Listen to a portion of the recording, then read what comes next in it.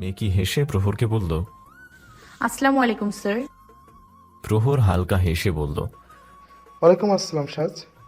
প্রহর জানতো না সাজ এখানে। তার জিজ্ঞেস করতে ইচ্ছে হলো, এখানে কি করছো, কিন্তু জিজ্ঞেস করলো না। প্রশ্নটা করা নেহাতি বোকামি হতো। লাইব্রেরিতে বসে বই হাতে নিশ্চয়ই কেউ মশা মারে না, তাই প্রশ্নটা চেপে গেল। প্রহর কথাই খুঁজে পাচ্ছে না। সে বেশ অন্তর্মুখী স্বভাবের। এখন কিছু বলতে হবে। তার ভেতরের সত্তা তাকে কিছু বলার জন্য চাপ দিচ্ছে। অনেক খুঁজে উপদেশ দিল। খাওয়ার সময় কথা বলবে না, কেমন? সাজ মিহি হেসে বলল, জি স্যার। আর কোনো কথা হলো না। সাজও জলদি প্রস্থান ঘটালো। অপরিচিত কোনো ছেলের এমন পরিচিত ভাব তার ভালো লাগছে না। এই মুহূর্তে হৃদকে লাগবে তার। লাইব্রেরি থেকে বের হতেই তার মনে হলো প্রহর তাকে তার নামে সম্বোধন করছে। সে কি করে তার নাম জানল? ভার্সিটি থেকে বাড়ি না ফিরে সাজ সোজা হৃদের চেম্বারে চলে গেল। উপমার আরও একটা ক্লাস আছে। ক্লাস শেষ হলে একসাথেই বাড়ি ফিরবে, তাই সাজ একাই গেল। সাজের হঠাৎ আগমনে হৃদ বেশ অবাক হয়েছে, সঙ্গে ভীষণ খুশিও। চমকিত ভঙ্গিতে শুধালো, তুমি এখানে হঠাৎ? সাজ হালকা হেসে বলল, কেন আসতে পারি না? অবশ্যই পারো। তবে কিছু না, বসো।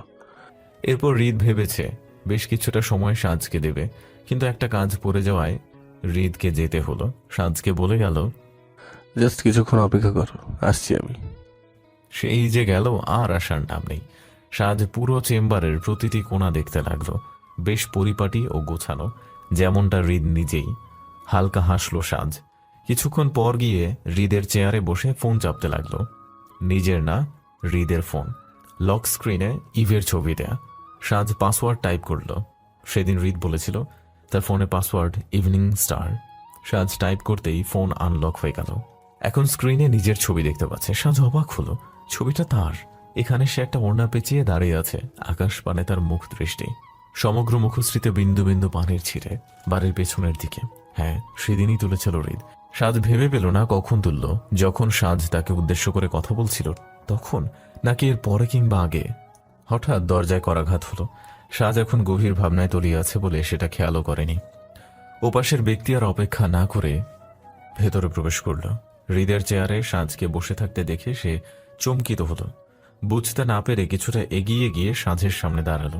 হতবিহবল চাহনি তার। সাজ এতক্ষণে কারো উপস্থিতির আভাস পেয়ে সেদিকে তাকালো। সামনে সজ্জিত রূপে শর্মীকে দাঁড়িয়ে থাকতে দেখে সাজ বিমূঢ় বনে গেল। সে মুহূর্তেই তা ছাপিয়ে বিরক্তি তুঙ্গে উঠে গেল। মেয়েটা কি হৃদের পিছু পিছু এখানে চলে এলো? সাজের রাগ লাগছে, প্রচন্ড রাগ লাগছে। মেজাজ খারাপ হয়ে যাচ্ছে। শর্মী এবার জিজ্ঞেস করে বসলো, কি ব্যাপার সাজ, এখানে কি করস?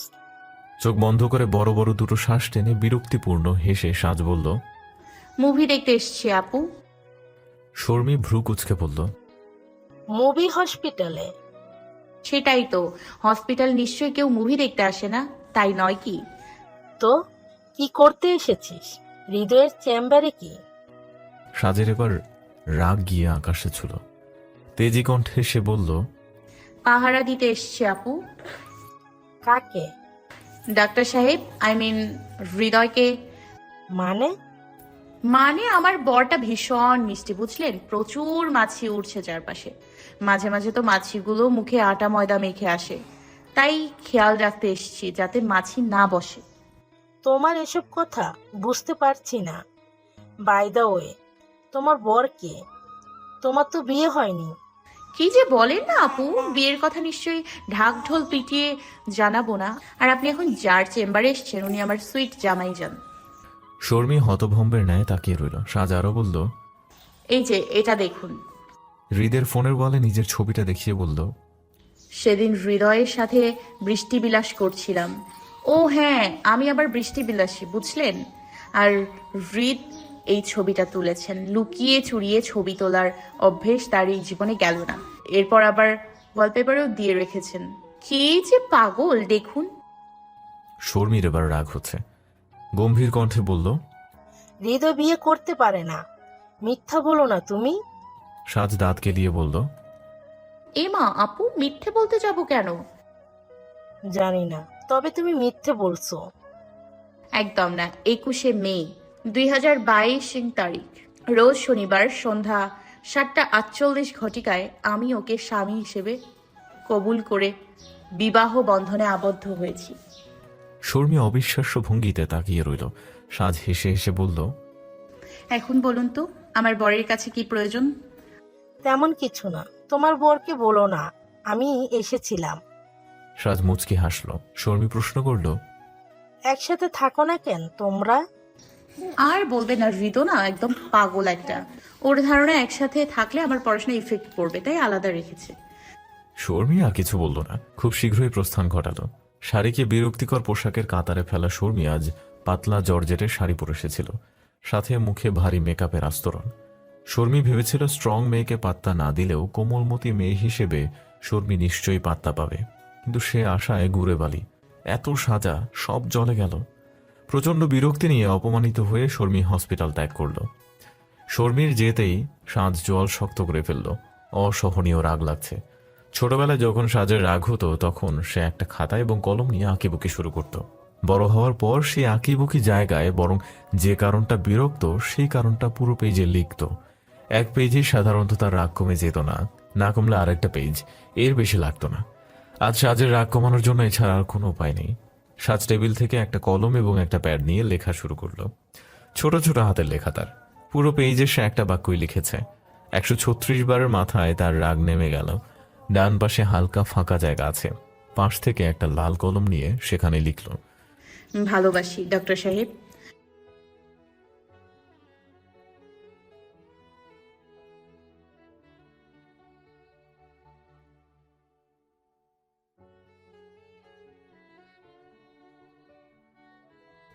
হৃদ এগিয়ে এসে সাজকে বলল, কি ব্যাপার, রাগ করেছো কোন কারণে? সাজ চোখ তুলে হৃদের দিকে তাকালো। সাজের রক্ত লাল চোখ দেখে হৃদের হৃৎপিণ্ড কেঁপে উঠল। জিজ্ঞেস করল, শরীর খারাপ করছে তোমার সাজ? ঠিক আছো? সাজ উঠে গিয়ে হৃদের মুখোমুখি দাঁড়ালো। দাঁতে দাঁত চেপে জিজ্ঞেস করল, শর্মীর সাথে কি সম্পর্ক আপনার? হৃদ কিছুই বুঝতে পারছে না, তবু সত্যিটা বলল, আমাকে পছন্দ করে ইমপ্রেস করতে চাই, আবার বারবারই রিজেক্ট হয়। এই সিলেক্ট রিজেক্ট খেলা কার কার সাথে খেলছেন আপনি? মানে? সাজের রাগ আরো বেড়ে গেল। জোরালো কণ্ঠে বলল, মানে? হ্যাঁ মানে, আপনাকে আমি মানে বোঝাচ্ছি। ওই শর্মী আপনার চেম্বারে কি করে? হ্যাঁ, কেন আসে? প্রস্টিটিউটদের মতো পাতলা শাড়ি পরে শরীর দেখাতে চলে আসে? হ্যাঁ, সাজ শান্ত হও, পানি খাও। সাজ, আরে রাখুন আপনার পানি। ও এখানে কেন এলো সেটা বলুন। আমি সত্যিই জানি না। সাজ আরো খানিকটা এগিয়ে এসে হৃদের বুকের বা পাশের শার্ট মুচড়ে ধরল। মাঝে হয়তো 2 ইঞ্চির মতো ফাঁকা আছে। একে অপরের শ্বাস গুনতে পারছে। সাজ অধৈর্য কণ্ঠে খুবই ধীরে ধীরে ফিসফিসিয়ে বলল, আমার সহ্য সীমা খুবই স্বল্প পরিসরের। এখন নিজেকে সামলে নিলাম, কিন্তু এরপর আর পারবো না।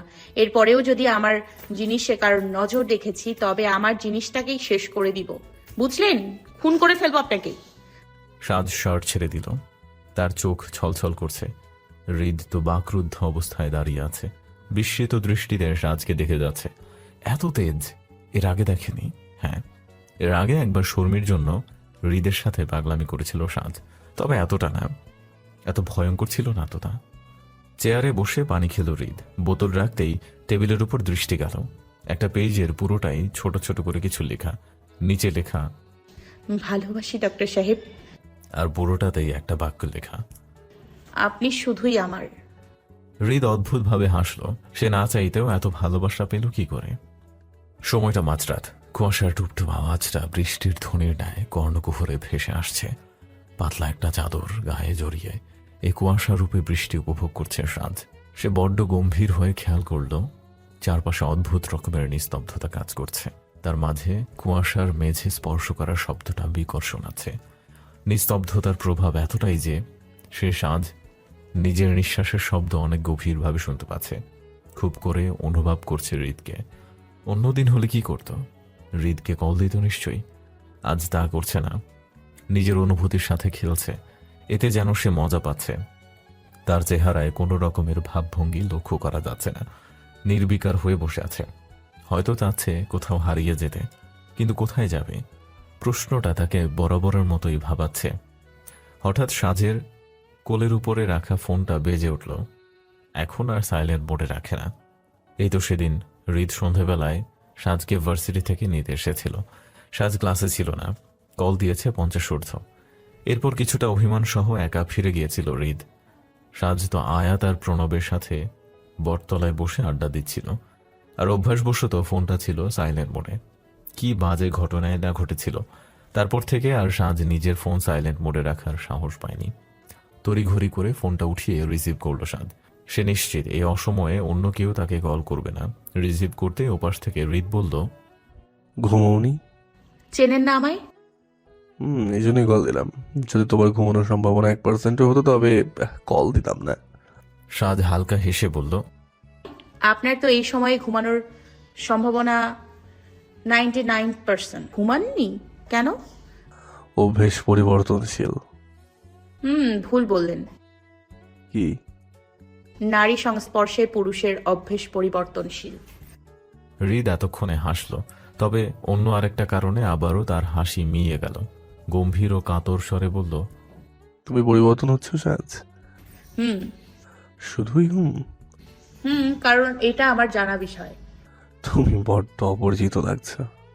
শুধুমাত্র আপনার কাছে। কেন? তুমি কি এটা লক্ষ্য করছো না?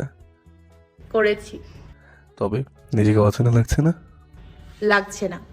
আমার এই সত্তার সাথে আমি পরিচিত। আমার চেনা সবাই পরিচিত। হৃদ বুঝতে পারছে না, চুপ করে আকাশ পানে তাকিয়ে রইল। পরনে হুডি, এক হাত পকেটে এবং অন্য হাত ফোনে কানে। চাপা কয়েকটা শ্বাস ফেলল হৃদ। কিছুক্ষণ পর সাজ ডাকল, ডক্টর সাহেব। হৃদ নির্লিপ্ত ভঙ্গিতে বলল, বলো। সাজ অস্থির এবং উত্তেজিত হচ্ছে।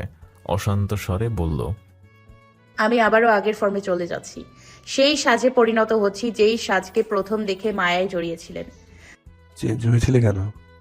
মানুষ কখন নিজের সত্তা হারায় আপনার কি মনে হয়? হৃদ বেশ কিছুক্ষণ ভেবে জিজ্ঞেস করল, প্রেমে পড়লে? প্রেমে পড়েছিলাম এক। সাজের কথা জিজ্ঞেস করতে দিল না হৃদ।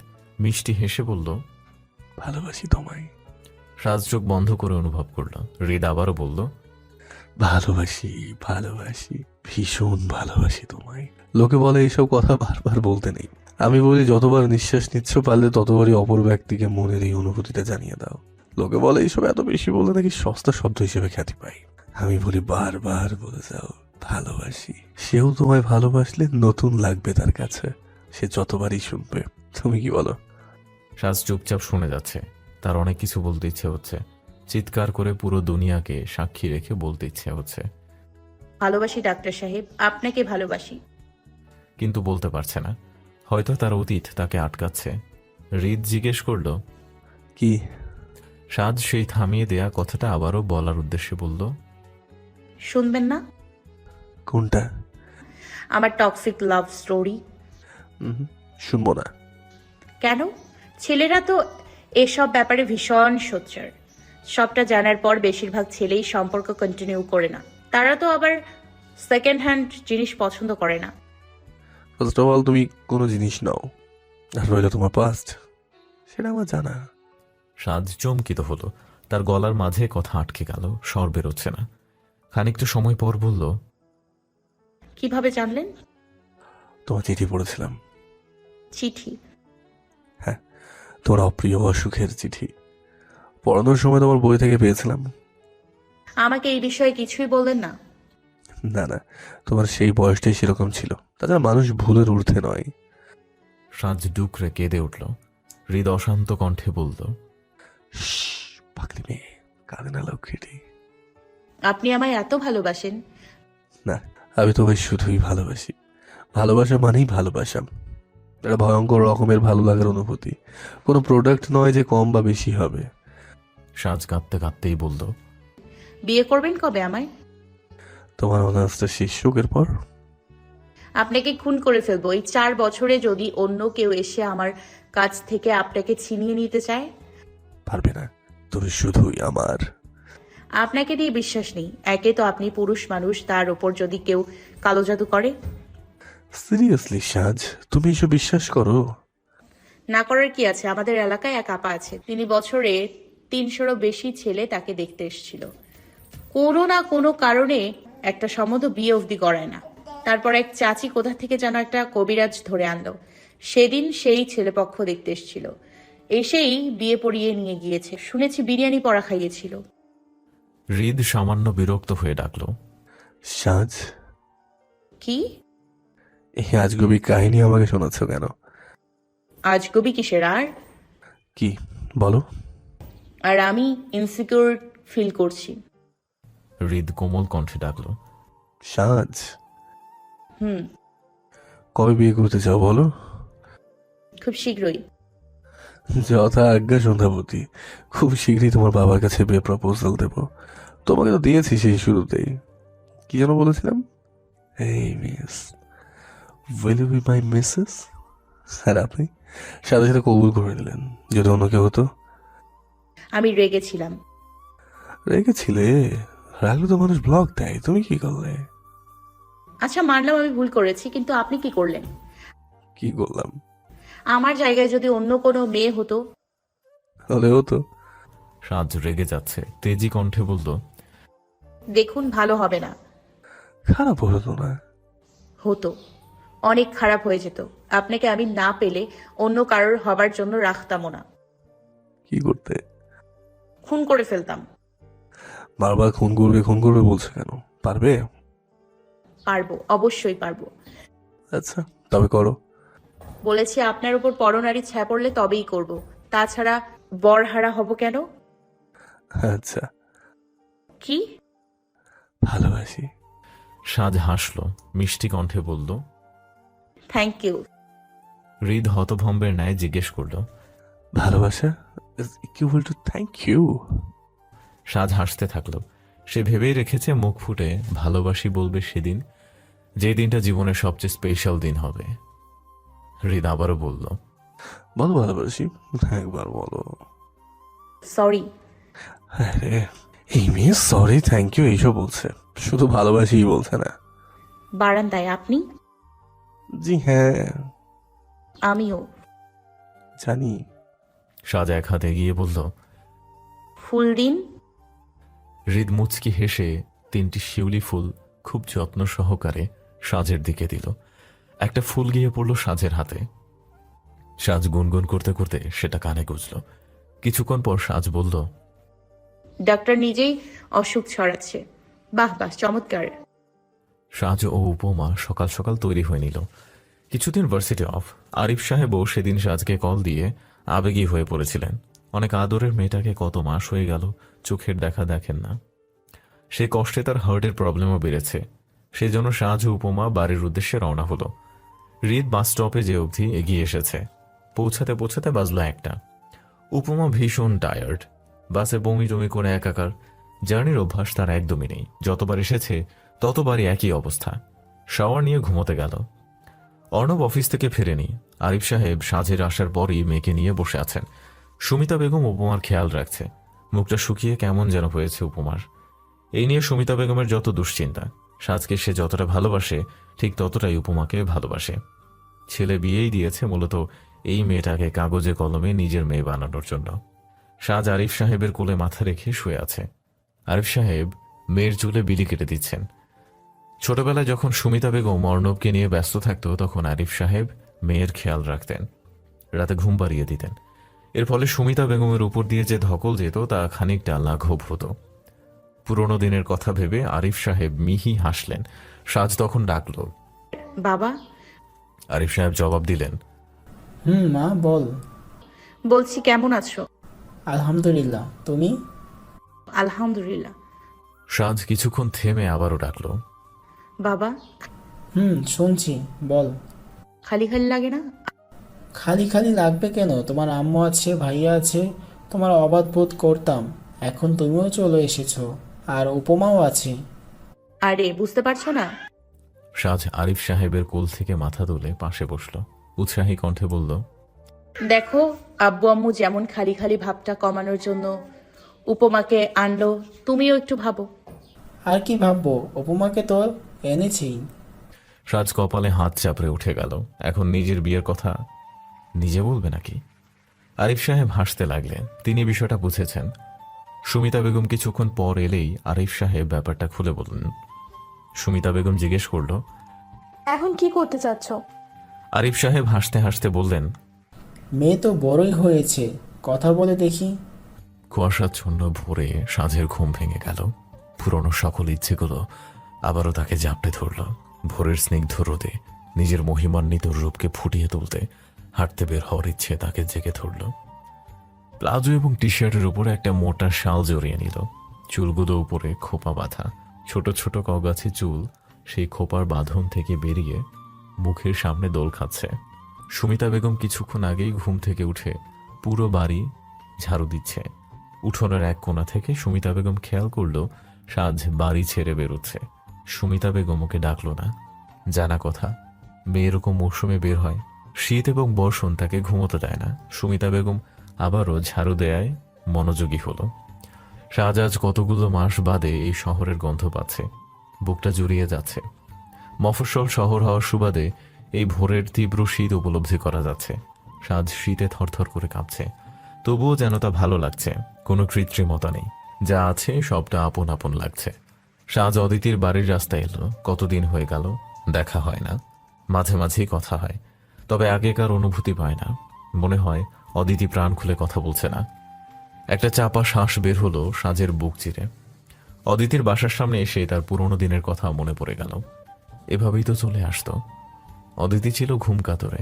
এই সময় ওকে ওঠানোর জন্য সাজ কি না করত। মিহি হাসলো সাজ। অতঃপর ফোন হাতে তুলে কল দিল। কয়েকটা রিং হতেই রিসিভ করলো অদিতি। জাগ্রত ছিল সে। কেমন আছিস? অদিতি বিছানা গোছাতে গোছাতে জবাব দিল, আলহামদুলিল্লাহ ভালো আছি। তুই? আলহামদুলিল্লাহ ভালো আছি। কি করছিস? বিছানা গুছাচ্ছিস? ও, এত আগে উঠেছিস এই শীতে? আগের সব পছন্দ অপছন্দ পরিবর্তন করছি তো, এই জন্য। সাজ বিস্মিত কণ্ঠে প্রশ্ন করল, আবার প্রেমে পড়েছিস? অদিতি হালকা হেসে বলল, কি করছিস তুই? দাঁড়িয়ে আছি। দাঁড়িয়ে কোথায়? তোর বাড়ির সামনে। মানে? কাম ফার্স্ট অদি, এখানে ভীষণ মশা খেয়ে দিচ্ছে আমায়। অদিতি ফোন রেখে দিল। অস্থির চিত্তে দৌড়ে বাইরে চলে এলো। রাস্তায় পাশে সাজ দাঁড়িয়ে এদিক ওদিক তাকাচ্ছে।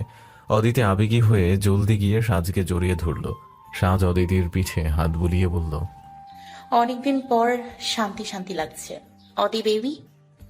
অদিতি কাঁদতে কাঁদতে হাসলো। সাজকে ছেড়ে দাঁড়াতেই সাজ বলে উঠল, ওরে বাবা, আমার ন্যাকা রানী কাঁদছেন।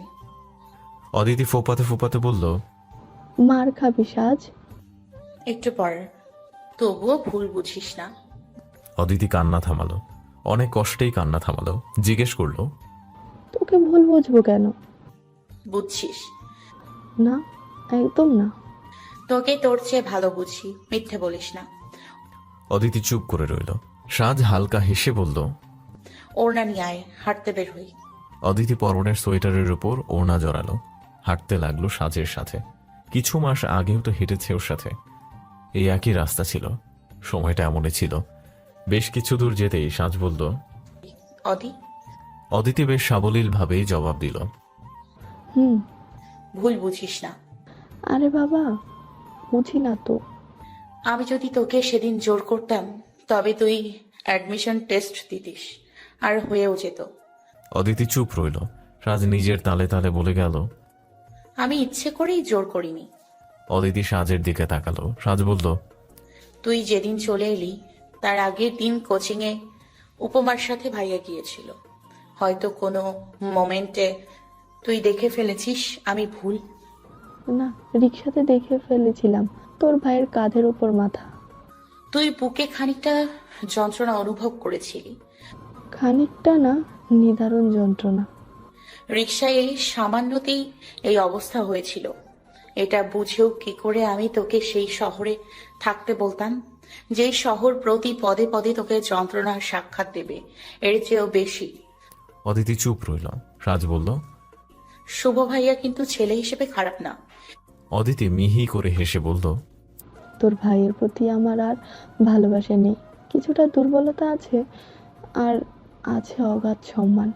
বাকিটা জীবন ওকে সম্মান করেই যাব। আর শুভ, আমি জানি ও ভীষণ ভালো ছেলে। ধীরে ধীরে আমার মনে নিজের জন্য অনুভূতিও নিজেই তৈরি করে নিচ্ছে। আমি ওকে মেনে নিয়েছি। আমাদের ফ্যামিলিকে কদিন আগেই জানালাম, ওর প্রমোশন হওয়ার পরই বিয়ে করব। সাজ অবাক স্বরে প্রশ্ন করল। এত কাহিনী হলো আর আমি আজ জানলাম এই তুমি আমার বেস্ট ফ্রেন্ড। মনে মায়া দয়া নেই তোমার? অদিতি হাসলো। সাজ রেগে থাকলে ওকে তুমি সম্বোধন করে। অদিতি বলল, জানিসই তো, কি? অভিমান ছিল। ওরে আমার অভিমানী। এলি কবে? কাল এসছি। একা? না, উপমাও এসছে। সকালেও এলি না। কথাটা বলে অদিতি চুপ হয়ে গেল। সাজও কিছু বলল না। দুজনে এই ব্যাপারে ইতস্তত বোধ করছে। অদিতি বলল, ভুলে গেছিলাম ও বিবাহিত, সরি। সাজ মিহি কণ্ঠে বলল। It's okay. 7:45 নাগাদ সাজ বাড়ি ফিরল। সুমিতা বেগম রান্না করছে। সাজ রান্নাঘরে ঢুকলো। মায়ের হাত থেকে খুন্তিটা নিয়ে রান্না শুরু করলো। সুমিতা বেগম মুচকি হাসলো। মেয়ে আসলেই বড় হয়ে গেছে। কিছুক্ষণ পর রান্নাঘরে উপমা এলো। একটা মেরুন কালার শাড়ি, হাত ভর্তি স্বর্ণের চুড়ি, নাকফুল, মাথায় ঘোমটা, সব মিলিয়ে পাক্কা গিন্নি লাগছে। সুমিতা বেগম জিজ্ঞেস করলো, এই শীতে শাড়ি পরতে গেলে কেন? বিয়ের পর প্রথম এ বাড়িতে এলাম তো, এজন্য ইচ্ছে হচ্ছিল। হ্যাঁ রে, অর্ণব উঠেছে? না মামি। মার খাবি উপমা। কেন, কি করলাম? এখনো মামি ডাকবি? মেয়েটা বাদ দে না রে মা। উপমা লাজুক হেসে বলল। আচ্ছা মা।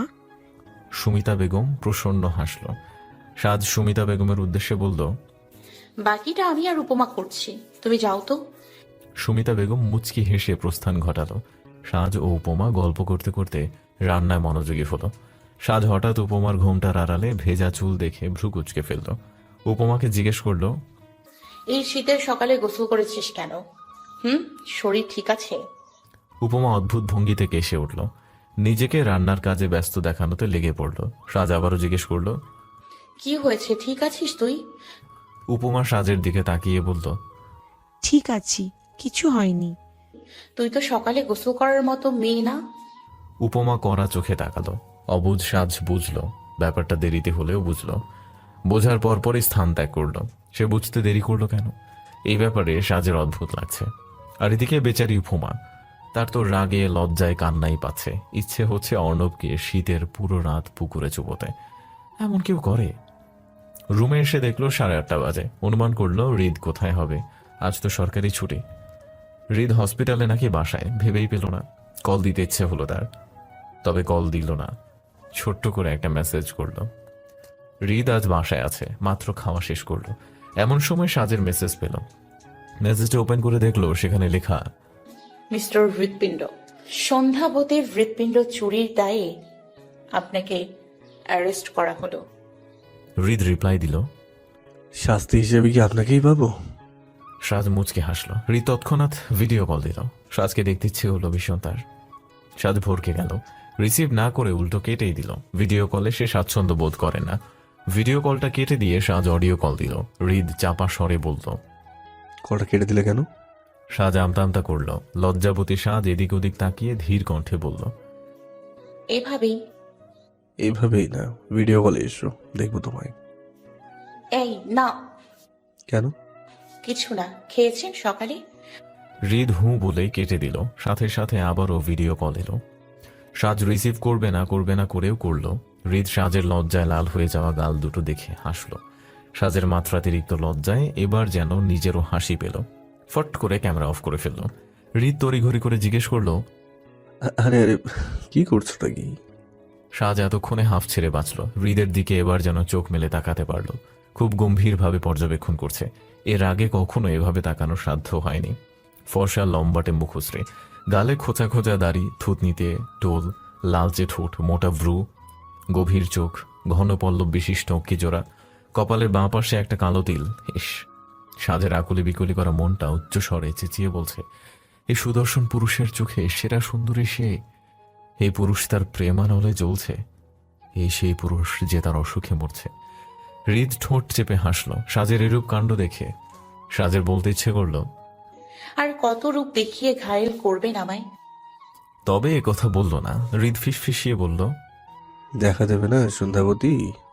সাজ কেঁপে উঠল, চোখ দুটো বুজে ফেলে বলল, হুম। কেন? আপনার চোখের এই ভয়ঙ্কর দৃষ্টিতে আমার মরণ নিশ্চিত। দৃষ্টি মেলাতে ভয় পাচ্ছি। আমার যে তোমাকে দেখতে ভীষণ ইচ্ছে করছে। পরে দেখবেন। না, চোখ বন্ধ করে ক্যামেরা অন করে ফেলুন তো। লজ্জা লাগছে। হৃদ আবারও তার ভয়ঙ্কর সুন্দর হাসি দিয়ে সাজের মুগ্ধ দৃষ্টিতে আকর্ষণ করলো। সাজ তৎক্ষণাৎ কল কেটে দিয়ে একটা মেসেজ করলো। খেয়ে আসি। সাজ এবার বলল, এই লোকটা আমার জান নিয়ে নেবে। একসাথে খেতে বসেছে সবাই। খাওয়া প্রায় শেষের দিকে। আরিফ সাহেব সাজকে ডাকলেন। সাজ খেতে খেতে বলল, বলো। আরিফ সাহেব মিহি হেসে বললেন। আমাদের ভরসা করো তো? সাজ মুচকি হেসে বলল, তোমাদের ভরসা করব না তো কাদের করব? আরিফ সাহেব সুমিতা বেগমের দিকে তাকালেন। সুমিতা বেগম চোখের পাপড়ি ফেলে আরিফ সাহেবকে ইশারা করল কথাটা বলতে। কিছুক্ষণ পর নিজেকে ধাতস্থ করে একদমে বললেন, আমরা তো তোমার বিয়ে ঠিক করেছি, তোমার আপত্তি আছে? দেখো, যদি অন্য কোনো কোথাও পছন্দ থাকে জানিয়ে দাও। সাজ অবাক হলো। তার তো এখন বিয়ের কথা ছিল না। তার অবাক মুখখানা ছাপিয়ে খুশি উপচে বের হলো একটা কথা ভেবে। তার ডাক্তার সাহেব বিয়ের প্রপোজাল দিয়েছে। সে তো সেদিন বলেই ছিল। সুমিতা বেগম জিজ্ঞেস করলো, কিচ্ছু বলবে না? সাজ মুচকি হেসে বলল, তোমরা যা বলবে তাই হবে। তীব্র খুশিতে সাজ খাটের উপর উঠে নৃত্য শুরু করেছে। এত এত খুশি হয়তো অনেকদিন পরেই হলো। তার এখন কিছুক্ষণ চিৎকার করতে ইচ্ছে করছে। বারবার একটা কথাই বলে যাচ্ছে, সে পেয়েছে, নিজের সবচেয়ে জরুরি মানুষটাকে পেয়েছে। এর চেয়ে খুশির আর কি আছে? সাজের অবস্থা দেখে মনে হচ্ছে বিয়ে ইতিমধ্যেই হয়ে গেছে। কিন্তু তাকে কে বোঝাবে যে মাত্র বিয়ের খবর উঠেছে? দৌড়ে গিয়ে দরজার সামনে দাঁড়ালো সাজ। বসার ঘর থেকে বাবা মায়ের আওয়াজ শুনতে পাচ্ছে। উপমা কিংবা অর্ণব কেউই নেই এখানে। সাজ শুনতে পেল সুমিতা বেগম এবং আরিফ সাহেবের কথোপকথন। ছেলেপক্ষ নাকি বলেছে এই সপ্তাহে বিয়েটা করে নিতে হবে, সামনে ছুটি পাবে না, ঢাকায় থাকে তারা। তাছাড়া মাস কয়েক বাদেই সাজের ফার্স্ট সেমিস্টার আছে, তখন সাজ নিজেও ব্যস্ত হয়ে পড়বে। বিয়ে বিষয়ক অনুষ্ঠানাদির সময় পাবে না, তাই এখনই করে নিতে যাচ্ছে। আপাতত ঘরোয়াভাবে বিয়ে, পরে বড় কোনো রিসেপশন হবে। সাজ রুমের দরজা আটকে দিল। সর্বাঙ্গে শীতলা খাওয়া বয়ে যাচ্ছে তার। বাবা মায়ের এ সকল কথা শুনে সে নিশ্চিত হলো বিয়েটা হৃদের সাথেই হচ্ছে। আবারও উড়াধুরা নাচানাচি শুরু করলো। গায়ের রোনাটা কোমরে বেঁধে ফোনে গান ছেড়ে দিল। সাজের এলোমেলো নাচের তালে নেচে উঠল তার খোলা চুলগুলো। হঠাৎ গানের টিউন পরিবর্তন হলো। এটা আরো জোরে বেজে চলেছে। সাজ এটাতেও একটা উচ্চমানের নাচ দিল। কিছুক্ষণ বাদে টিউনটা থেমে যাওয়ায় সাজ নিজেও থেমে গেল। ফোনটা হাতে নিতেই আবারও বেজে উঠল। দেখল হৃদের কল। সাজ শব্দ করে হেসে উঠল। সে এতটাই খুশি যে কলিং টিউনেও নাচা শুরু করেছে।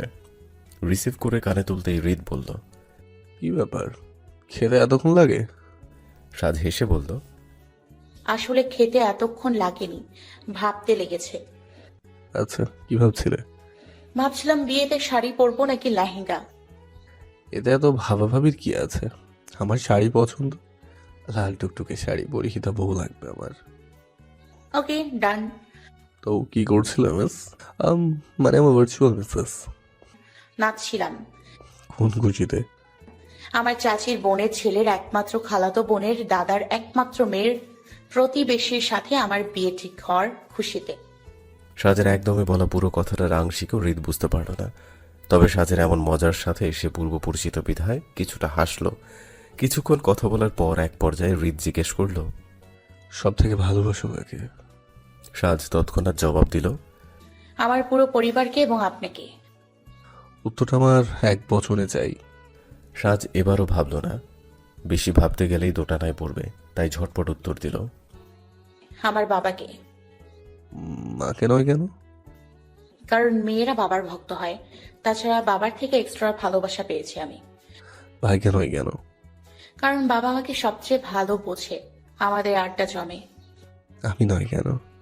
সাজ ভাবনায় পড়ে গেল।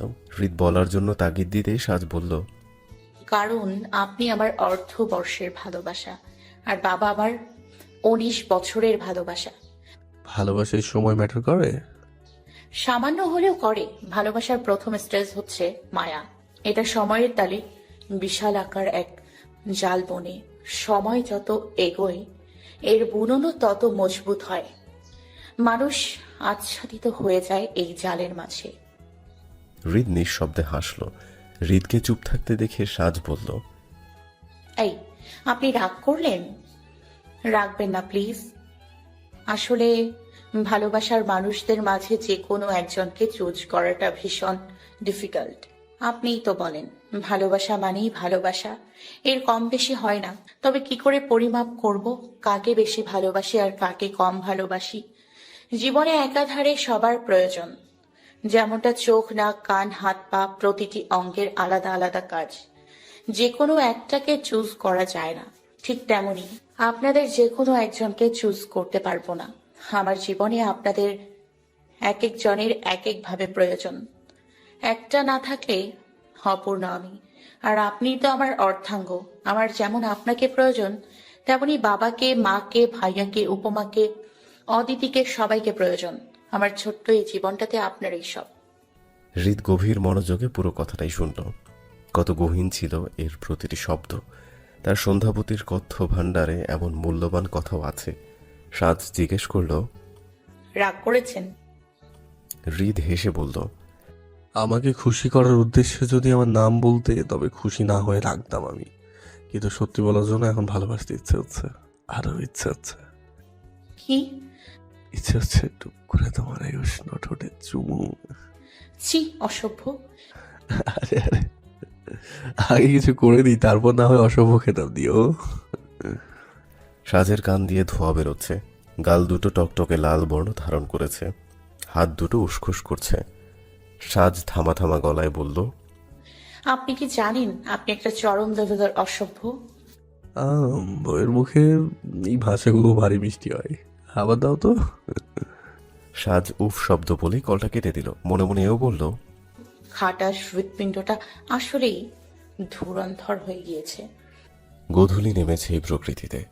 সূর্যের লালচে আভা ছড়িয়েছে চারপাশে। সাজ মুগ্ধ হয়ে দেখে যাচ্ছে এটা। ছাদে রাখা দোলনায় গা এলিয়ে দিল।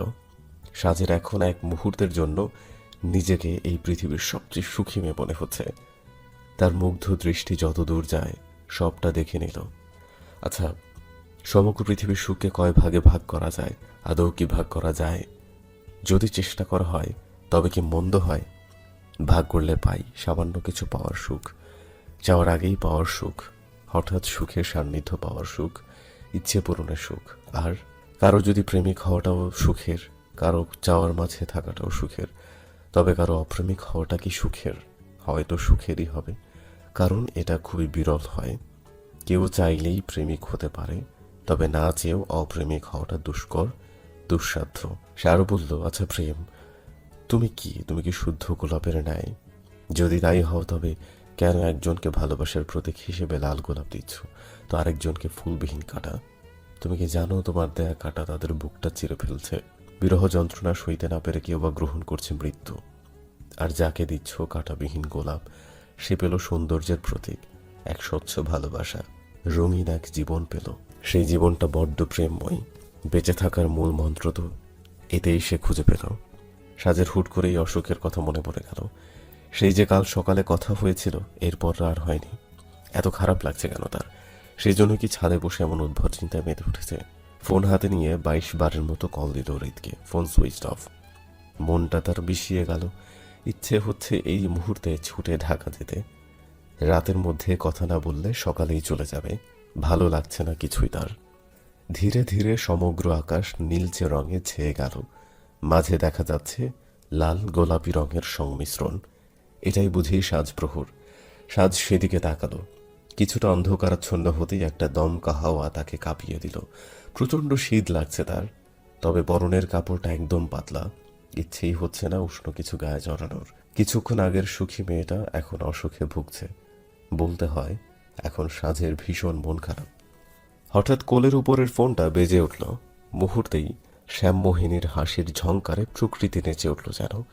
বাতাসের উত্তাল বেড়েছে, সাজের প্রতিটি লোমকূপ দাঁড়িয়ে গেছে। অতিরিক্ত শীতে সাজের ভেতরটা অস্থির লাগছে। তড়িঘড়ি করে ফোনটা উঠাতে গিয়ে ছাদের মেঝেতে পড়ে গেল। তেমন কিছু হয়নি। সাজ উঠিয়ে রিসিভ করলো। ঘন্টা হলো? 30 ঘন্টা নিশ্চয়ই। কল রিসিভ করতে হৃদ বলল, কোথায় আছো? কথা বলবো না আপনার সাথে, একদম কথা বলবো না। হৃদ আলতো হাসলো, ছোট করে বলল, কথা নাই বললে দেখা তো দাও। আপনি এমন করছেন কেন? কোথায় গিয়েছিলেন? কতবার কল দিয়েছি। আসলে ফোনটা অফ ছিল, খেয়াল করিনি। কাল কল রিসিভ করেননি কেন? আর একটা জরুরি কাজ পড়ে গিয়েছিল হসপিটালে, ফিরতে ফিরতে গভীর রাত, তাই আর কল দেওয়া হয়নি। মিথ্যে বলবেন না একদম। শর্মির সাথে ছিলেন? কয়টা কল দিয়েছি আপনাকে?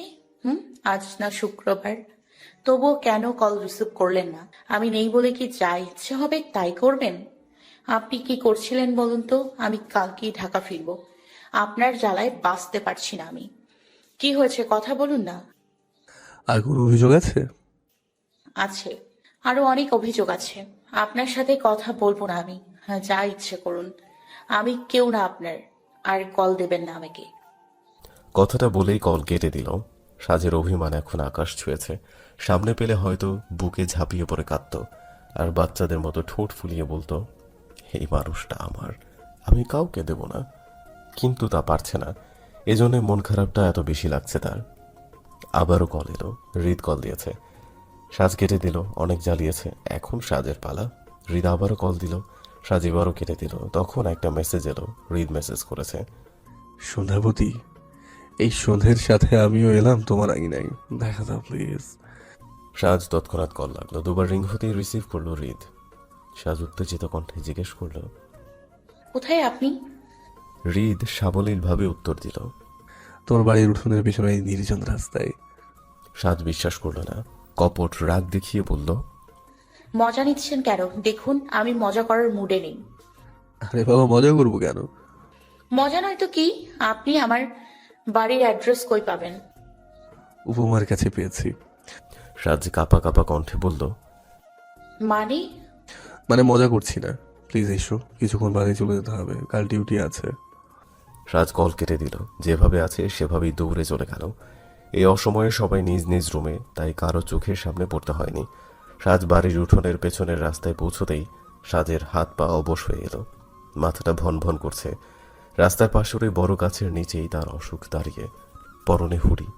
সাজ কাঁপা কাঁপা পায়ে এগিয়ে হৃদের সামনে গেল। সাজকে দেখে হৃদ হাসল, কিন্তু সে হাসি থেমে গেল সাজকে আপাদমস্তক দেখতেই। এই শীতের শরীরে উষ্ণ কাপড় নেই, এই মেয়েটাও না। হৃদ রাগী কণ্ঠে বলল, ইচ্ছে হচ্ছে কষিয়ে এক থাপ্পড় মারি, এই অবস্থা কেন? সাজ অশ্রু সজল নয়নে কয়েক মুহূর্ত তাকিয়ে থেকেই ঝাঁপিয়ে পড়ল হৃদের বাহু ডোরে। সাজের ছোঁয়া হৃদকে কাঁপিয়ে তুলল। রাস্তাটা নির্জন বলে আশেপাশের কেউ দেখছে না, কিন্তু এভাবে হৃদ সাজকে নিজের কাছ থেকে ছাড়াতে চাইল, কিন্তু পারল না। সর্বশক্তি দিয়ে হৃদকে আঁকড়ে ধরে আছে সাজ। হৃদ হার মানল। বড্ড শীতল এবং আদুরে কণ্ঠে বলল, তোমাকে ছাড়া মস্তিষ্ক অচল হয়ে পড়েছিল। এক মুহূর্ত দেখতে না পাওয়া তৃষ্ণা কতটা ভয়াবহ তা কাছ থেকে অনুভব করলাম। এখন দেখতে না পেলে সত্যিই মরে যেতাম। সুমিতা বেগম এবং উপমা বাড়িঘর পরিষ্কারের কাজে লেগে আছে। ব্যস্ততায় ছেয়ে আছে আরিফ সাহেব আর অর্ণব। ঘরোয়াভাবে অনুষ্ঠানের সিদ্ধান্ত নেওয়া হলেও জানানো হয়েছে অনেক মানুষকেই। প্রতিনিয়ত মনে হচ্ছে তাকে জানানো হয়নি, জানানোটা জরুরি। ইতোমধ্যে 30 জনকে নেমন্তন্ন করা হয়েছে। 4 দিন বাদেই বিয়ে, এত জলদি? এই নিয়ে আরিফ সাহেব দ্বিমত করেছিলেন, কিন্তু ছেলেপক্ষের কঠোর যুক্তির জন্য পেরে ওঠেননি। রুমের মাঝে উপমার প্রবেশ হতেই অর্ণব অভিমানী গলায় বলল, এতক্ষণ এলে? আর এলে কেন? যাও যাও, কাজ করো, বড় তো কেউ না তোমার। উপমা ক্লান্ত ভঙ্গিতে বলল, অনেক কাজ আছে গো। অর্ণব বিছানার উপর ফেলে রাখা ফাইলগুলো গোছাতে গোছাতে বলল, তো এলে কেন? উপমা জিজ্ঞেস করল। আমার কেন যেন টেনশন হচ্ছে। অর্ণব চিন্তিত স্বরে বলল, টেনশন কেন? উপমা কথাটা চেপে গেল। বিয়ের প্রপোজাল পাঠাবে, এটা হৃদ ওকে বলেছিল, কিন্তু পাঠিয়েও দিয়েছে, এটা বলেনি। উপমার ফোনে প্রবলেম হয়েছে। 2-1 দিনের মাঝে নতুন ফোন কিনে হৃদকে কল দিয়ে জিজ্ঞেস করতে হবে। উপমার টেনশন কিছুটা কমে সাজের এমন ভাব দেখে। সাজ বিয়েতে রাজি হয়ে গেল। যাই হোক, একবার সাজকেই জিজ্ঞেস করতে হবে, নয়তো উপমার চিন্তা কমবে না। আচ্ছা থাকো, আমি সাজের কাছে যাই।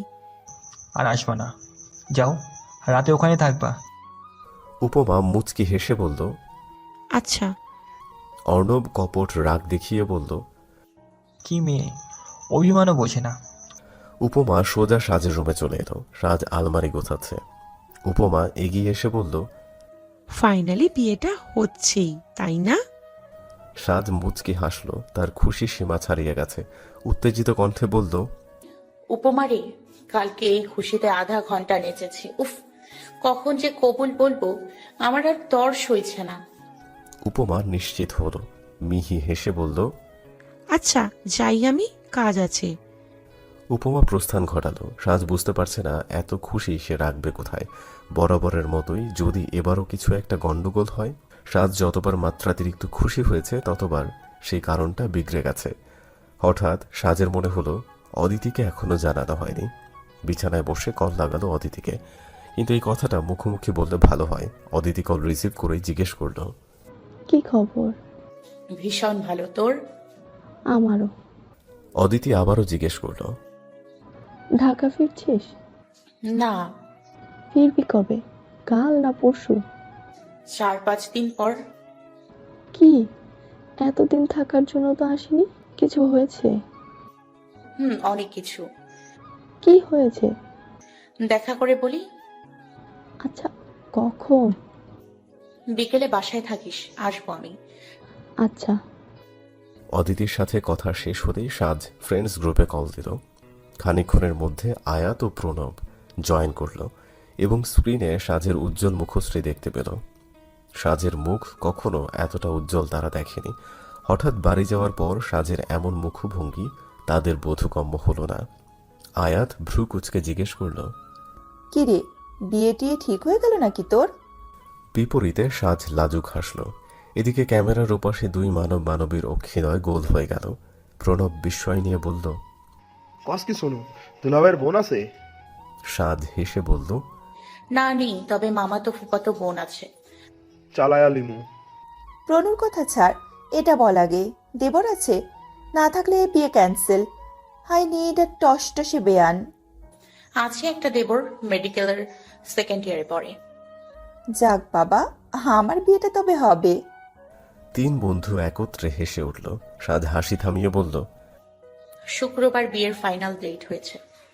আয়াত চকিতে প্রশ্ন করল। মানে আজ তো সোমবার, কোন সপ্তাহের? 4 দিন পরেই। তোরা কাল চলে আসবি।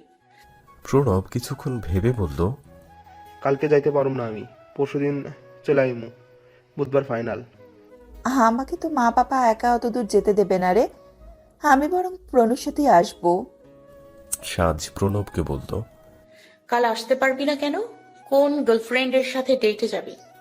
প্রণব ব্যাক ক্যামেরা দিয়ে আশেপাশে দেখালো। আয়াত ভ্রু কুচকে বলল।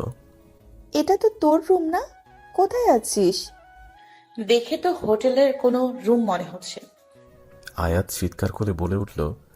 গফের সাথে লিটনের ফ্ল্যাটে? ছি মামা, ছি। প্রণব ফ্রন্ট ক্যামেরা ওপেন করে বলল। জি না, সিলেটে আসছিলাম ঘুরবার, অ্যান্ড একাই। আমাকে নিয়ে গেলেও তো পারতিস। তুই তো কইলি তোর ঝাঁকানাকা মা পাপা তোর একা কোথাও যাইবার দিব না। আয়াত নিচু স্বরে বলল। ফ্রেন্ডদের কথা বললে অবশ্যই যেতে দিত। একটা ফ্রেন্ডের লগে হইব না, একটা পোলা ফ্রেন্ডের লগেই হইব। সাজ চিৎকার দিয়ে বলল। থামবি তোরা? প্রণব বাঁকা হেসে বলল। একটা ননদ পটায়া দে, তারপর? আয়াতও একই সুরে বলল। একটা দেবর পটিয়ে দে, তারপর? সন্ধ্যা হতে না হতেই সাজের মনে পড়ে গেল 3 দিনের আগের কথা। হুট করে ঢাকা থেকে চলে এসেছিল হৃদ। সেই সন্ধ্যেটা মনে হতেই সাজের সর্বাঙ্গ কেঁপে উঠল। ভালোবাসার প্রথম স্পর্শ।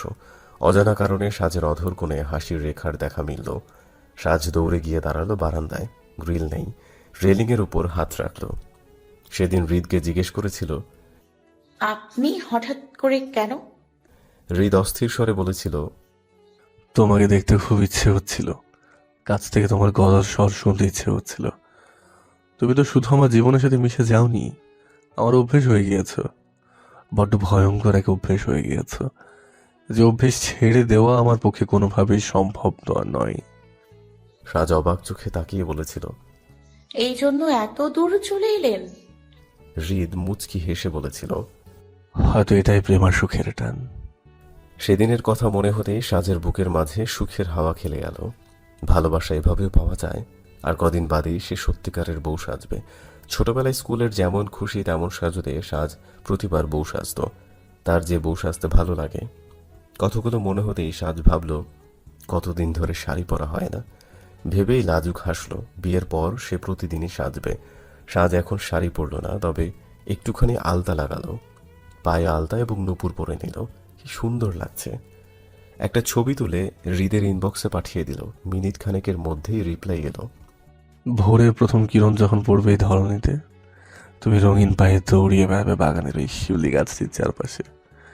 আমি তোমার সেই আলতা রাঙা পায়ে নূপুর হয়ে বাঁচতে চাই। সাজ হাসলো, মেসেজ করলো। ফ্রি আছেন? হৃদ রিপ্লাই করলো, 5 মিনিট পরই হসপিটাল থেকে বেরোবো, তখন কল দিচ্ছি, যেতে যেতে কথা বলবো। হৃদ 5 মিনিট পর কল দিল। সাজ রিসিভ করেই বলল, বিয়ে শাদী করে ফেলছেন তবে। হৃদ মিহি হেসে বলল, এত তাড়া কিসের? সাজ পাত্তা দিল না। হৃদ জিজ্ঞেস করলো, হঠাৎ আলতা লাগালে যে? আমি সব হঠাৎ হঠাৎই করি। আপনার প্রেমের উপলব্ধিও হঠাৎই করেছি। ও আচ্ছা, বাচ্চা কাচ্চা হঠাৎই হয়ে যাবে না? হ্যাঁ, তাই হবে। হৃদ ঠোঁট চেপে হাসলো। সাজ বুঝতে পেরে কপাল কুঁচকে বলল, আপনি এত নির্লজ্জ হচ্ছেন কিভাবে? 2 দিন বাদে যে আমার বউ হবে, তার কাছে লজ্জা কিসের? ওটা হওয়ার পর দেখা যাবে। সাজ শোনো। সাজ হালকা স্বরে বলল, বলুন। প্লিজ আমার হয়ে থেকো। সাজ হালকা হেসে বলল, আমি তো আপনারই, আর কার হব? হৃদ ব্যথিত গলায় বলল, ইদানিং বুকে ভীষণ যন্ত্রণা হয়, মনে হয় কিছু একটা হারিয়ে ফেলবো। মনে হয় আমার বুক চিরে কেউ আমার হৃৎপিণ্ডটা ছিনিয়ে নেবে। আমি রক্তাক্ত হব, সাথে অনুভূতি শূন্য। এরকম ভাববেন না। না চাইতে ওইসব ভাবনা চলে আসে। আমি ঘুমোতে পারছি না। ঘুম আমার চোখের জন্য হারাম বস্তু হয়ে গিয়েছে। সাজ চুপ করে আছে, বুঝতে পারছে না কি বলবে। হৃদ আবার বলল, শুনেছি বেশি ভাবলে ফলে যায়। সকালে নিজের বাসায় নিজের ছোট আম্মুকে দেখে প্রহর এগিয়ে এসে পাশের সোফায় বসলো। মুচকি হেসে জিজ্ঞেস করলো, কেমন আছো ছোট আম্মু? পাশের সোফা থেকে প্রহরের ছোট বোন পিহু দুষ্টু হেসে বলল, বিয়ে হচ্ছে তো তোমার, তুমি বলো কেমন আছো? প্রহর মাথা চুলকালো। মনোয়ারা বেগম হেসে বলল, আমি খুব খুশি রে। আমিও। আমি আগে থেকেই চাইছিলাম এটা। তোর বাবা মা, সাজের বাবা মাও রাজি ছিল। মাঝখান থেকে তুই বিয়ের জন্য অমত করে বসেছিলি। প্রহর পুনরায় মাথা চুলকালো। রাজকে সে আগেই ছবিতে দেখেছিল। বিয়েতে রাজি হয়নি একটাই কারণে, বয়সের ডিফারেন্সটা অনেক। সে চেয়েছিল তার নিজের চেয়ে 2-3 বছরের ছোট মেয়েকে বিয়ে করবে, কিন্তু সাজ তার চেয়ে 8 বছরের ছোট। সেদিন ভার্সিটির ক্যাফেটেরিয়াতে যখন সাজকে দেখলো তখনই চিনে ফেলেছিল। সাজের মায়াবী চাহনি তাকে ঘায়েল করেছে। তাই তো বিয়েতে রাজি হয়ে গেল।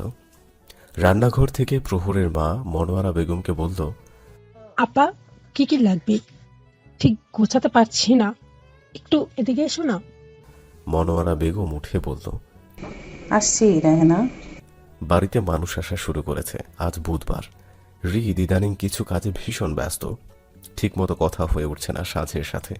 সাজও আগের মতো পাগলামো করে না, নিজেকে কিছুটা সামলে নিয়েছে। অদিতিকে সবটা বলার পর সাজের চেয়ে বেশি খুশি সে হয়েছে। অদিতি কাল আসবে। সাজও জোর করেনি আগে আসতে। ও আসবে যে, এটাই অনেক। 12টার দিকেই সেখানে চলে এলো আয়াত এবং প্রণব। দুজনেরই চোখে মুখে আতঙ্ক।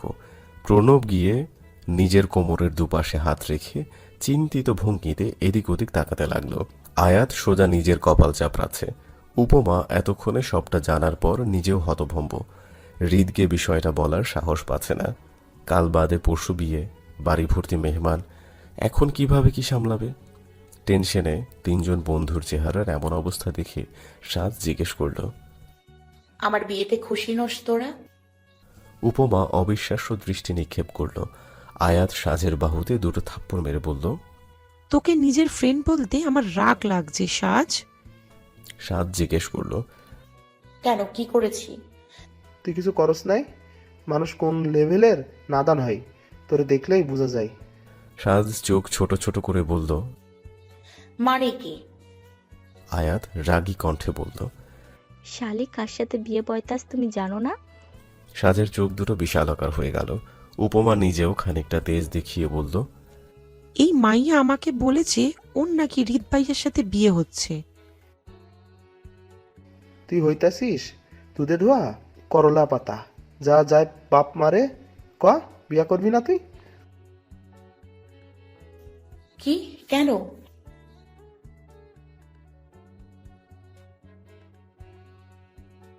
তোর বিয়া আমার ক্রাশ প্রহর স্যারের লগে হইতাছে। আর সেই স্যার আমার চাচাতো ভাই। সাজের মাথায় যেন আকাশ ভেঙে পড়ল। অনুভূতি শূন্য হয়ে বসে রইল। বিয়ে অন্য কারোর সাথে?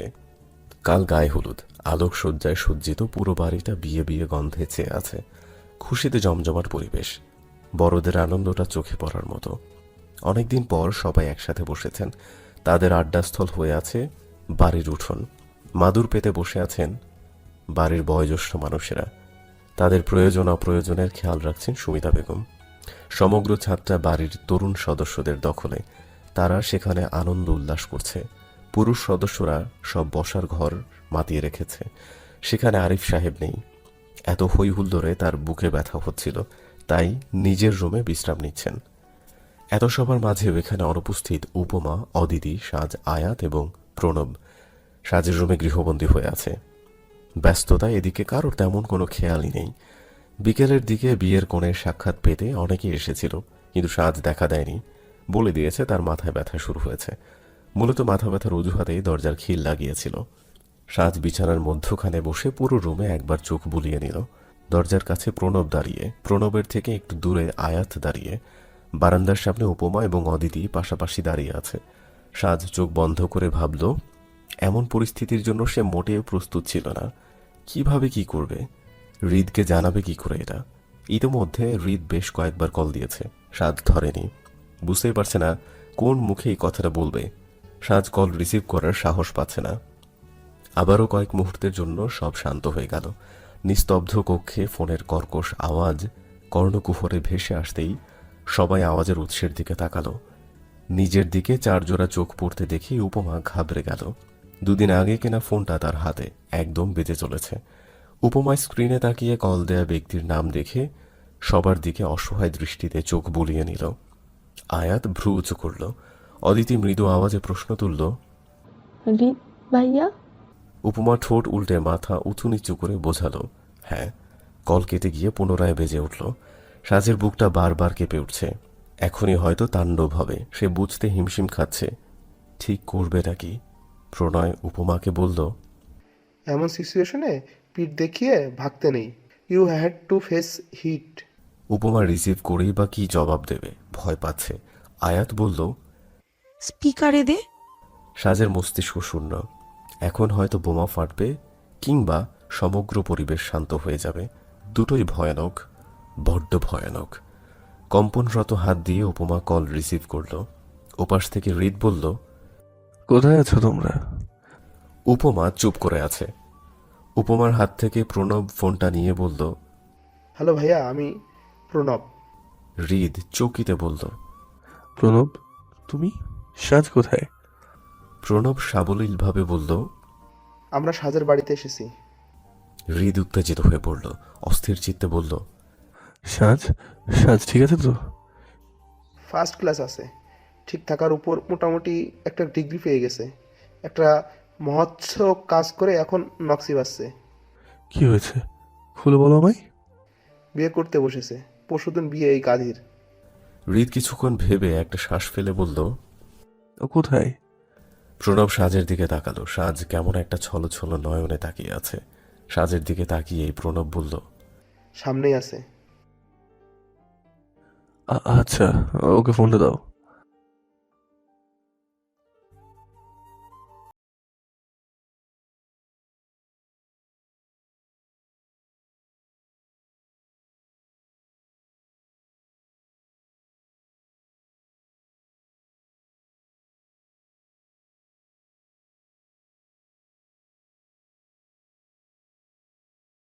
বলল, কিছু জিজ্ঞেস করছি? কি করিনি? হ্যাঁ, তো বলো। পরশু। কার সাথে? প্রহুর স্যার। স্যার? আমাদের ভার্সিটির লেকচারার। আজ জানলে? না, বৃহস্পতিবারে জেনেছি। সঙ্গে সঙ্গে সাজ ফোনের ওপাশে কিছু একটা বিকট আওয়াজ পেয়ে কেঁপে উঠল। হয়তো হাতের কাছে কোনো কাছের কিছু ভেঙেছে। হৃদের ফর্সা হাত রক্তাক্ত হয়ে গেছে। সে ব্যথা চেপে গিয়ে জিজ্ঞেস করল, আমাকে জানাওনি কেন? আমি বুঝিনি। কি বোঝরি? বাচ্চা তুমি? হৃদের চিৎকারে সাজ ডুকরে কেঁদে উঠল। হৃদ দাঁতে দাঁত চেপে বলল, স্টপ ক্রাইং। সাজের কান্না থামছে না। সে মনে মনে করেছে এভাবে কেঁদে গেলে বকা কম খাবে। হৃদ তার মনের বাসনাকে বুড়িগঙ্গায় ছুঁড়ে আবারও ধমকে উঠল। I said stop crying. সাজ নিজের কান্না হুট করে থামিয়ে ফেলল, তবুও ফোপাচ্ছে। হৃদ জিজ্ঞেস করল, তুমি বিয়েতে রাজি? সাজ ধীর কণ্ঠে বলল, না। তোমার উপর প্রেশার ক্রিয়েট করছেন তোমার বাবা মা? না। পারমিশন নিয়েছিলেন তারা? তুমি পারমিশন দিয়েছো? সাজ চুপ মেরে গেল। এর উত্তর কি দেবে? হৃদ পুনরায় জিজ্ঞেস করল, কি দিয়েছো? হ্যাঁ। তবে তো ভালোই, বিয়ে করে নাও। কথাটা বলেই ফোন কেটে দিল হৃদ। সাজের দম বন্ধ হয়ে আসছে। কি করেছে সে? এটা মাথা কাজ করছে না তার। এত বড় ভুল কি করে হলো? অদিতি সাজকে জিজ্ঞেস করল, ভাইয়া কি বললেন? সাজ অসহায় দৃষ্টিতে তাকিয়ে বলল, বল বিয়ে করে নিতে। ঠিকই তো বলেছে, বিয়ে করে নে তুই। সাজের কিছুই ভালো লাগছে না। প্রণব এগিয়ে এসে বলল, আঙ্কেল আন্টিকে একবার জানালে ভালো হয় না? সাজ যেন আশার আলো দেখল। প্রণবের দিকে তাকিয়ে বলল, এতে কাজ হবে? তোকে খুব ভালোবাসেন ওরা, অবশ্যই তোর ভালোবাসার খেয়ালও রাখবে। সাজ ভরসা পেল। উপমার ফোন তার হাতে দিয়ে রুম থেকে বের হয়ে গেল। সবাই এক দৃষ্টিতে সাজের যাওয়ার দিকে তাকিয়ে একটা শ্বাস ফেলল। যদি পরে জানতো, যদি কোনো অনর্থ ঘটে যেত। এভাবেই সাজ যেরকম মেয়ে, অনেক বড় কোনো দুর্ঘটনা ঘটে যাওয়ার সম্ভাবনা থাকতো। উপমা কিছুক্ষণ পর হৃদকে ফোন দিল। হৃদ রিসিভ করতেই উপমা বলল, ভাইয়া। হৃদ মিহি কণ্ঠে বলল, তোমাকে একটু পরে কল দিতাম। সাজ আশেপাশে আছে? না, নেই। আচ্ছা, এখন বলো তো কি হয়েছে? উপমা শুরু থেকে শেষ পর্যন্ত সবটা বলল।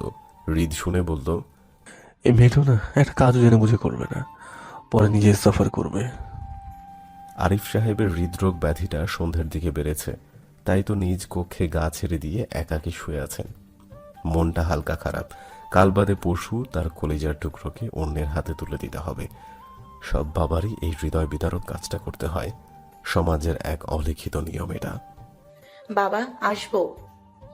আওয়াজ পেয়ে আরিফ সাহেব দরজার দিকে তাকালেন। দরজার সামনে সাজকে দাঁড়িয়ে থাকতে দেখে আরিফ সাহেব মুচকি হেসে বললেন, হ্যাঁ মা, এসো। সাজ ভেতর এলো। আরিফ সাহেব জিজ্ঞেস করলেন, কিছু লাগবে? সাজ না বোধক মাথা নাড়ল। আরিফ সাহেব হাসলেন, বললেন, এসো, বাবা মেয়ে মিলে গল্প করি। সাজ আরিফ সাহেবের পাশে বসলো। আরিফ সাহেব সাজের ছোটবেলার গল্প জুড়ল। বাচ্চাকালে একদম শান্তশিষ্ট মেয়ে ছিল সাজ। তখনকার গল্পই বলতো। আরিফ সাহেবের কথা শেষে সাজ বলল, বাবা, তোমাকে আমার কিছু কথা বলার আছে। হ্যাঁ, তো বলো। সাজ বুক ভরে শ্বাস নিয়ে সাহস সঞ্চয় করে বলল, আমি বিয়ে করতে চাই না। পেছন থেকে খট করে দরজা লাগানোর আওয়াজ পেয়ে সাজ সেদিকে তাকালো। সুমিতা বেগম মেয়ে ও স্বামীর আদুরে কথোপকথন দরজার সামনে দাঁড়িয়ে অশ্রুসিক্ত নয়নে দেখে যাচ্ছিলেন সুমিতা বেগম। মেয়ের মুখের অমন কথা শুনতেই দরজা লাগিয়ে দেন। বাড়ি ভর্তি মানুষ, কেউ যদি শুনে নেয়। সুমিতা বেগম সাজকে চোখ রাঙিয়ে জিজ্ঞেস করলেন, কি বললে?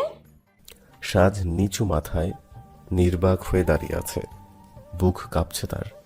ডাক্তার সাহেবকে হারানোর ভয় তার ভেতরটা চুরমার করে দিচ্ছে। সুমিতা বেগম আবার বললেন, বিয়েটাকে কোনো খেলনা পেয়েছিস? শখ হলে খেলতে যাবি, শখ মিটে গেলে ফেলে দিবি। সাজ ফোপাচ্ছে। সুমিতা বেগম মেয়ের বাহুতে মেরে বললেন, কি রে, কথা বলছিস না কেন? মা, আমি অন্য কাউকে পছন্দ করি। সুমিতা বেগম অবিশ্বাস্য চাহনিতে তাকিয়ে বললেন, সেদিন না রাজি ছিলিস, 6 দিনে কাকে পছন্দ হয়ে গেল? অনেক আগে থেকেই। সাজকে কথাটা শেষ করতে দিলেন না সুমিতা বেগম। ঠাস করে সাজের গালে চর বসিয়ে দিলেন। মেয়েকে কখনো মারেননি, তাই সাজ এটা হজম করতে পারছে না। গালে হাত দিয়ে সুমিতা বেগমের পানে তাকিয়ে রইল। আরিফ সাহেব আতকে উঠলেন। মেয়ের এমন কার্যে উনি চূড়ান্ত পর্যায়ের অবাক। বুকের মাঝে তার চিনচিনে ব্যথা হচ্ছে। ডান হাত দিয়ে বুকের বাঁ পাশটা ডলে যাচ্ছেন। সুমিতা বেগম বললেন, তোর কাছে না আগেই জিজ্ঞেস করা হয়েছিল, তখন কেন না করিসনি? সাজ কথা খুঁজে পেল না। সুমিতা বেগম আবারও বলল, আমাদের মান সম্মানকে খেলনা পেয়েছিস? কিছুক্ষণ থেমে সুমিতা বেগম বললেন, ভুলে যা সব, প্রহর ভালো ছেলে। অতঃপর নীরবতা ছেয়ে রইল বেশ কিছু সময়ের জন্য। সাজের শ্যামলা মুখশ্রীতে রক্তিম আলহা ছেয়ে গেছে, কাঁদছে না আর, যেন পাথর বনে গেছে। সুমিতা বেগমও আরিফ সাহেবও ওর দিকে তাকাচ্ছেন না। আরিফ সাহেব মেঝের দিকে স্থির দৃষ্টি রেখে সুমিতা বেগমের উদ্দেশ্যে বললেন, তোমার মেয়েকে বলে দাও কোনো চিন্তিত যেন না করে। বাড়ি ভর্তি মানুষ, আমার মান সম্মান ওর হাতেই। রাত বাড়ছে, তবে শীতের প্রকোপ উপলব্ধি হচ্ছে না। পুরো বাড়ি মেহমানে গিজগিজ করছে। সাজ এলোমেলো পায়ে হেঁটে নিজের রুমে চলে যাচ্ছে। একটা মেয়ের সামনে দুটো অপশন রাখা হলো, তন্মধ্যে যে কোনো একটাকে চুজ করা মোটেও কষ্টসাধ্য না। কিন্তু সেই দুটো অপশনে যদি হয় বাবা, মা এবং প্রিয় মানুষ, মেয়েটা কাকে বেছে নেবে? সাজের অবস্থা এখন সেরকমই। ভেতর থেকে তার কোনো এক সত্তা তাকে বলছে, এখনো সময় আছে সাজ, পালিয়ে যা। ঠিক সাথে সাথে আবারও এক সত্তা বলছে, তুই না তোর বাবাকে সবচেয়ে বেশি ভালোবাসিস, তুই তার কথা ভাববি না? তুই চলে গেলে লোকটা মারা যাবে। সাজ দোটানায় পড়ে গেছে। রুমে প্রবেশ করতেই উপমা জিজ্ঞেস করলো, কোথায় গিয়েছিলি? ফোনের ওপাশে হৃদ চুপ থাকলো। বাবা মাকে সবটা বলতে গিয়েছিলাম। আয়াত ভ্রু কুচকে বলল, তারা মানলো? সাজ ডানে বামে মাথা নেড়ে বলল, না। উপমা জিজ্ঞেস করলো, এবার কি করবি? সাজ হালকা হেসে বলল, তারা যা চায় তাই করব। প্রণব শুধালো, মানে? বিয়ে করে নিব। হৃদ কল কেটে দিল। কিছুক্ষণ আগে উপমার থেকে সমস্ত কিছু জেনেছে, প্রহরের নাম্বারও নিয়েছে। হৃদ বুঝতে পেরেছে এখানে সাজকে পুরোপুরি দোষ দেওয়া যায় না, সম্পূর্ণটাই ভুল বোঝাবুঝি ছিল। উপমা সাজকে বলল, দেখ সাজ, আমরা কোনো না কোনো উপায় বের করেই নেব। আয়াতও তারা দেখিয়ে বলল, হ্যাঁ সাজ, তুই একদম টেনশন ফ্রি থাক, বিয়ে হতে দেব না।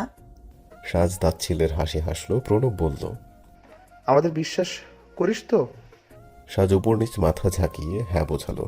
প্রণব এতে মুচকে হেসে বলল, দরকার হলে ওই মাস্টারের ব্যাটারে ধইরা তাল গাছের ঝুলামু, তাও বিয়ে করার দিমু না। আমাদের বেস্ট ট্যুরে কোন দুঃখে একা নিমেষে গলা ঝুলামু। সার মানুষ আবার কিপটা হয় বেশি, এই ব্যাটার লগে বান্ধবীর বিয়া দিতাম না। তোকে বলেছিলাম দেবরহীন বর আমি মানি না, এই বিয়েও মানি না। সাজ আবেগপ্রবণ দৃষ্টিতে সবাইকে দেখে নিল। এটাই কি হওয়ার কথা ছিল? তার হাতে যে কিছুই নেই। আশেপাশে অদিতির অপূর্ণতা দেখতে পেলেই সাজ জিজ্ঞেস করল, অদিতি কোথায়? আন্টি হঠাৎ অসুস্থ হয়ে গিয়েছে, তাই ওরা চলে যেতে হলো। সকালে হৃদ প্রহরের নম্বর ডায়াল করলো। রাতেও কল দিয়েছিল বেশ কয়েকবার, প্রতিবারই সুইচ অফ ছিল ফোন। তাই সকাল হতে না হতে আবারও কল দিল। 3 বার রিং হতেই প্রহর রিসিভ করলো। হৃদ সালাম দিয়ে জিজ্ঞেস করলো, প্রহর? প্রহর সালামের জবাব দিয়ে বলল, ইয়েস স্পিকিং। আমি ডক্টর অনয় আহমেদ। হৃদয় ভাইয়া? হুম। ভাইয়া আপনি এতদিন পর হঠাৎ? হৃদ হাসল। প্রহরকে সে চেনে। নটরডেম কলেজে তার এক ব্যাচ জুনিয়র ছিল প্রহর, খুব মান্য করে তাকে। প্রহর আবারও বলল, ভাই কেমন আছেন? আলহামদুলিল্লাহ, তুমি? প্রহর মিষ্টি হেসে বলল, আলহামদুলিল্লাহ। তা তো থাকবেই, শুনলাম বিয়ে করতে যাচ্ছ। জি ভাইয়া, আজ হলো। আচ্ছা, মেয়ে পছন্দের? ইয়ে মানে ভাইয়া হ্যাঁ। প্রহর এসব ব্যাপারে খানিকটা লাজুক।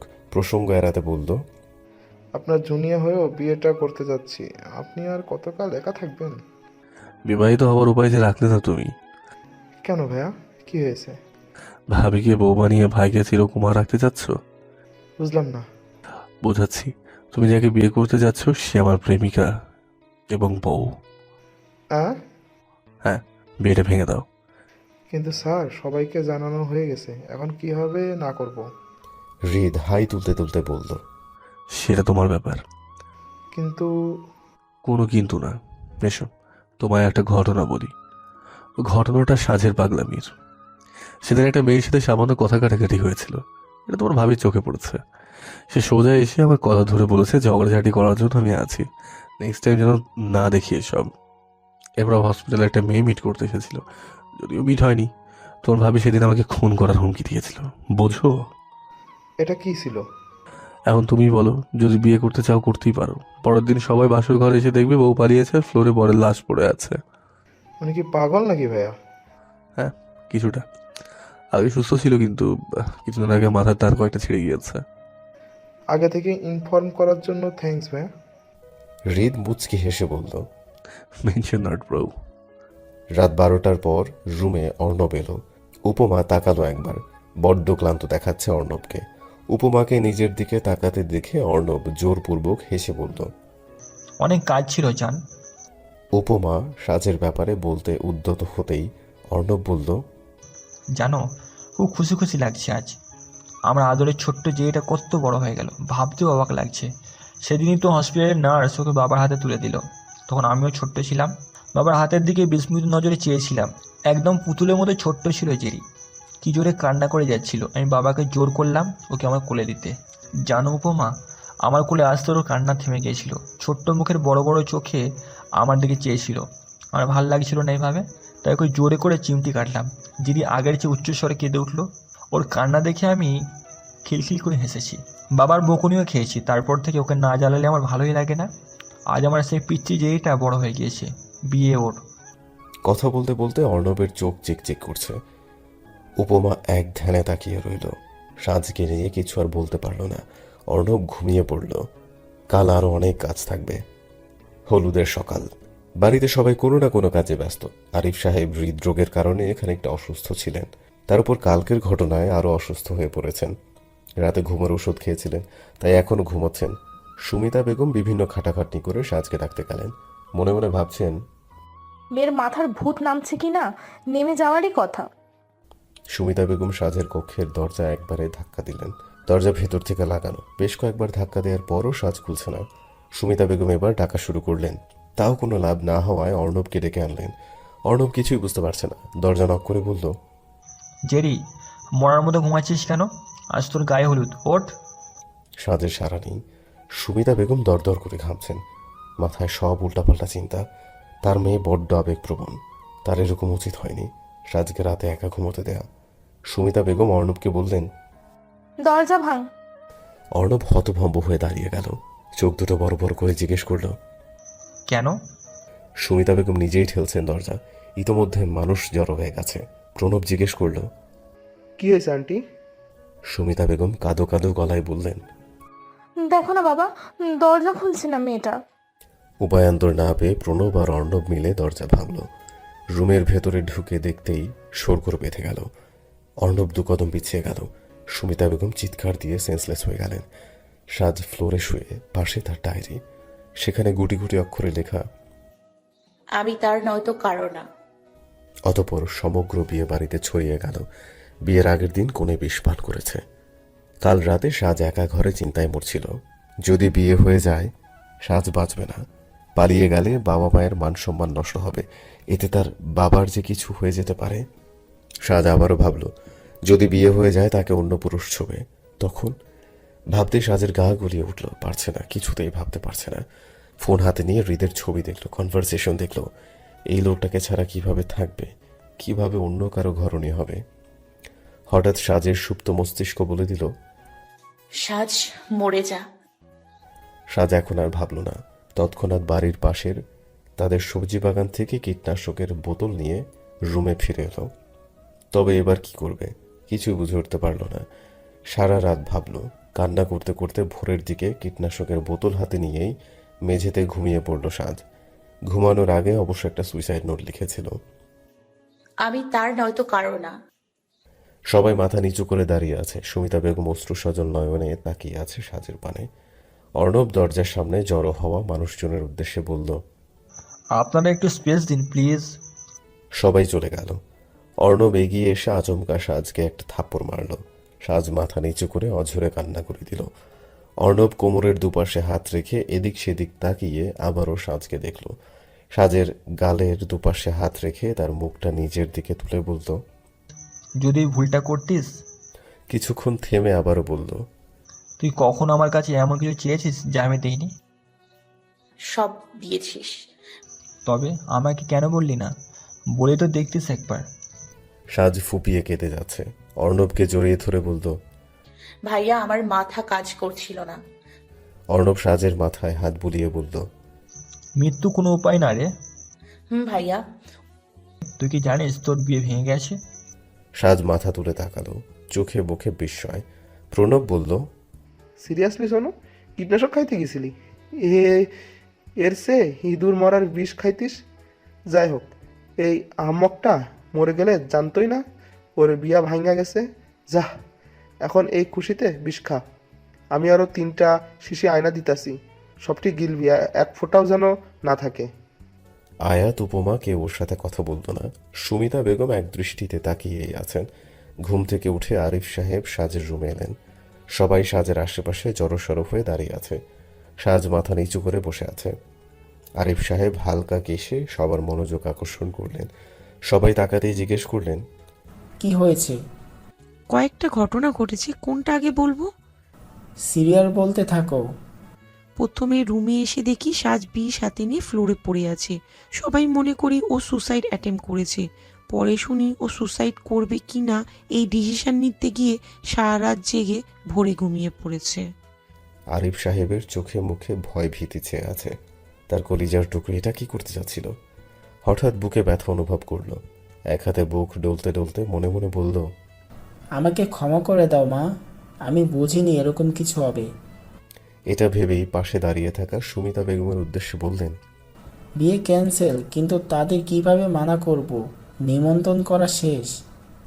উপমা আবার বলল, পরের ঘটনা হলো, আমরা যখন সাজকে নিয়ে ব্যস্ত ছিলাম তখন প্রহর ভাইয়া কল দিয়ে বলে দিয়েছে সে বিয়ে করবে না। তাহলে তো হলোই। সুমিতা বেগম এতক্ষণে সাজকে বলল, ছেলের পরিচয় বল। সাজ মিনমিনিয়ে গলায় বলল, উপমাকে জিজ্ঞেস কর। সুমিতা বেগম এগিয়ে এসে সাজের মাথায় মেরে বলল, প্রেম ও করছে নাকি তুই? আমি। তাহলে বল। সাজ বলল, হৃদ। সুমিতা বেগম বিস্মিত কণ্ঠে বলল, ওই ডাক্তারটা?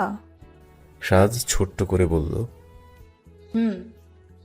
আমি বুঝি নাই এই জেনারেশনের পোলাপানের চয়েস এত খারাপ কি করে হয়। না মা, আমার একেবারে চয়েস একদম খারাপ না, উনি ভীষণ ভালো। আমি তো চয়েসের কথা বলি নাই, ওর কথা বলতেছি। ছেলেটার চয়েস এত খারাপ হবে দেখে বুঝি নাই। কিভাবে তোকে পছন্দ করলো? সাজ অসহায় চোখে তাকালো। আরিফ সাহেব বললেন, তবে তাকে কল দিয়ে আজ পরিবার নিয়ে আসতে বলো, বিয়ে পড়িয়ে দিই। সকালে প্রহরের সাথে কথা বলেই হৃদ টাঙ্গাইলের উদ্দেশ্যে রওনা হয়েছিল। সাজ কি বলতে পারবে তার জানা আছে? তাই তো নিজেই কথা বলতে চলে এলো। সুমিতা বেগমকে বললে নিশ্চয়ই রাজি হবে। ছেলে হিসেবে তো সে দেখতে শুনতে খারাপ না। বাড়ির সামনে পৌঁছাতেই হৃদ খেয়াল করলো বিয়ে বাড়ির মতো শোরগোল নেই, কেমন একটা নিস্তব্ধ, বিধ্বস্ত। হৃদ ভেতরে প্রবেশ করতেই কানে এলো, আমি জানতাম এই মেয়ের চরিত্র ভালো না। পাশ থেকে আরেকজন বলল, কিভাবে জানতেন? আমি ভাবি এসব বুঝিনি, আমার কাছে তো ভালোই লাগতো, কিন্তু আজকে যা হলো না। হৃদ সাজের দুঃসম্পর্কের এক চাচিকে বলল,